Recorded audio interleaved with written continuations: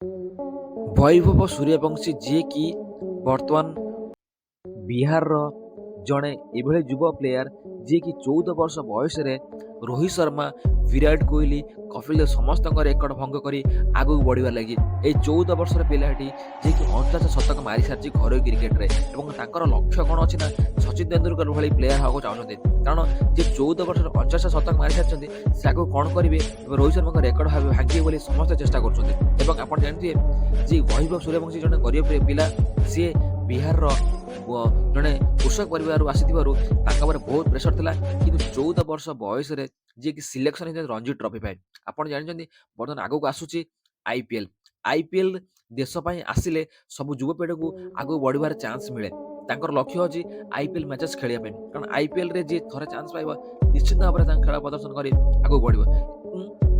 ବୈଭବ ସୂର୍ଯ୍ୟବଂଶୀ ଯିଏକି କୃଷକ ପରିବାର ଆସୁଥିବାରୁ ତାଙ୍କ ଉପରେ ବହୁତ ପ୍ରେସର ଥିଲା, କିନ୍ତୁ ସବୁ ବାଧାବିଘ୍ନକୁ ଦୃଷ୍ଟିରେ ରଖି ସେ ଆଗକୁ ବଢ଼ିଛନ୍ତି ଏବଂ ଇଂଲଣ୍ଡ ହଉ ବାଂଲାଦେଶ ହଉ କୋଇ ବି ପ୍ଲେୟାର ହଉ ତାଙ୍କ ଏଗନେଷ୍ଟରେ ଭଲ ରନ୍ କରି ଆଗକୁ ବଢ଼ିଛନ୍ତି ଏବଂ ବହୁତ ମ୍ୟାଚ୍ରେ ସେ ମ୍ୟାନ୍ ଅଫ୍ ଦି ମ୍ୟାଚ୍ ପାଇଛନ୍ତି ଏବଂ 14 ବର୍ଷ ବୟସରେ ରଣଜୀ ଟ୍ରଫିରେ ଚାନ୍ସ ମିଳିବା ନିଶ୍ଚିତ ଭାବରେ ବହୁତ ବଡ଼ କଥା। ଏବଂ ତାଙ୍କ ମତରେ ଯିଏକି ସିଏ ସଚିନ ତେନ୍ଦୁଲକର ଓ ରୋହିତ ଶର୍ମା ବ୍ୟାଟିଂ କରିବାକୁ ତାଙ୍କର ପସନ୍ଦ। କାରଣ ସେ ଲେଫ୍ଟ ହ୍ୟାଣ୍ଡ ବ୍ୟାଟ୍ସମ୍ୟାନ୍, କିନ୍ତୁ ସିଏ ସଟ୍ ମାରନ୍ତି ଭଲ ଲଙ୍ଗନ ଉପରକୁ ଏବଂ 14 ବର୍ଷ ବୟସରେ ଯିଏକି 50 ଶତକ ମାରି ବହୁତ ଆଗକୁ ଦେଶ ପାଇଁ ରାଜ୍ୟ ପାଇଁ ଯେ ଗୌରବ ଆଣିଛନ୍ତି। ତାଙ୍କ ବାପା କହିଛନ୍ତି ଯେ ଏଇ ପିଲା ଯିଏକି ଯୋଉ ଗଳିରେ କ୍ରିକେଟ ଖେଳିବା କଥା ସିଏ ଆଜି ବର୍ତ୍ତମାନ ରଞ୍ଜି ଟ୍ରଫି ଚାନ୍ସ ପାଇଛି, ମୋ ପାଇଁ ଅତି ଖୁସିର ବିଷୟ ଅର କ'ଣ ହେଇପାରେ। ତେଣୁ ନିଶ୍ଚିତ ଭାବରେ ବୈଭବ ସୂର୍ଯ୍ୟବଂଶୀ ସଚିନ ତେନ୍ଦୁଲକର ଭଳି ହେବାକୁ ଚାହୁଁଛନ୍ତି। ଆପଣ ମତରେ ଭିଡ଼ିଓଟି କେମିତି ଲାଗିଲା କମେଣ୍ଟ କରି ନିଶ୍ଚିତ ଜଣାଇବେ। ଯଦି ବୈଭବ ସୂର୍ଯ୍ୟବଂଶୀ ଭଲ ପାଉଥିବେ ନିଶ୍ଚିତ ଭାବରେ ଚ୍ୟାନେଲକୁ ସବସ୍କ୍ରାଇବ କରି ଭିଡ଼ିଓକୁ ବହୁ ମାତ୍ରାରେ ସେୟାର କରିବେ। ବୈଭବ ସୂର୍ଯ୍ୟବଂଶୀ ଯିଏକି ବିହାରର ଜଣେ କୃଷକ ପରିବାର ଆସିଥିବାରୁ ତାଙ୍କ ଉପରେ ବହୁତ ପ୍ରେସର ଥିଲା। ତାଙ୍କ ଲକ୍ଷ୍ୟ ଥିଲା ସଚିନ ତେନ୍ଦୁଲକର ଭଳି ବ୍ୟାଟିଂ କରିବା ପାଇଁ ଏବଂ ସଚିନ ତେନ୍ଦୁଲକର ବ୍ୟାଟିଂ କରୁଛନ୍ତି ଏବଂ ଆପଣ ଜାଣିଛନ୍ତି ରଞ୍ଜି ଟ୍ରଫି ଚାନ୍ସ ପାଇବା ପାଇଁ ନିଶ୍ଚିତ ତାଙ୍କର ବୟସ ବର୍ତ୍ତମାନ ହେଇଛି, କିନ୍ତୁ ବର୍ତ୍ତମାନ 14 ବର୍ଷ ବୟସରେ ରଞ୍ଜି ଟ୍ରଫି ଚାନ୍ସ ମିଳିବା ବହୁତ ବଡ଼ କଥା ଏବଂ ଏବଂ ସେ ତାଙ୍କ ରାଜ୍ୟ ପାଇଁ ଗୌରବ ଆଣିଛନ୍ତି। ଏବଂ ବୈଭବ ସୂର୍ଯ୍ୟବଂଶୀ ଯିଏକି ଏମିତି ପ୍ଲେୟାର ଥରେ କ୍ରିଜ୍ ଉପରେ ରହିଲେ ଆଉଟ୍ ହୁଅନ୍ତିନି ଏବଂ ତାଙ୍କ ମତରେ ବ୍ୟାଟିଂକୁ ଆଗେଇ ନେବା ଏବଂ ବ୍ୟାଟିଂକୁ କିଭଳି ଭାବରେ ଉନ୍ନତି କରିବା ତାଙ୍କର ଲକ୍ଷ୍ୟ।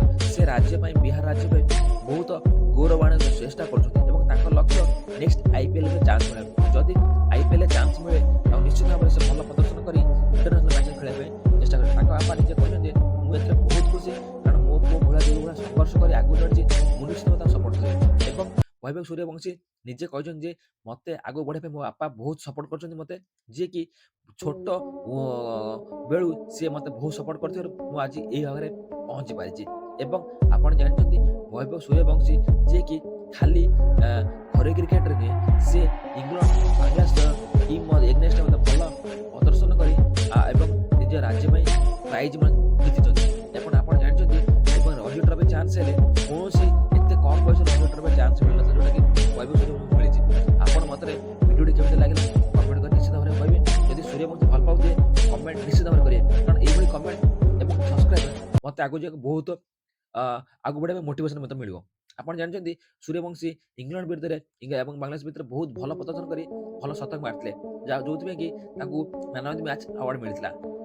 ଏବଂ 14 ବର୍ଷ ବୟସରେ 49 ଶତକ ମାରିଥିବାରୁ ତାଙ୍କୁ ବିରାଟ କୋହଲି ସହିତ ସମକକ୍ଷ କରାଯାଉଛି ଏବଂ ସିଏ ନିଜେ କହିଛନ୍ତି ଯେ ମୁଁ ବର୍ତ୍ତମାନ ଯେମିତି ରୋହିତ ଶର୍ମା ବିରାଟ କୋହଲି ଖେଳୁଛନ୍ତି ସେଇଭଳି ଭାବରେ ମୁଁ ଆଗକୁ ଖେଳିବି ଏବଂ ନିଜ ରାଜ୍ୟ ପାଇଁ ଗୌରବ ଆଣିବି।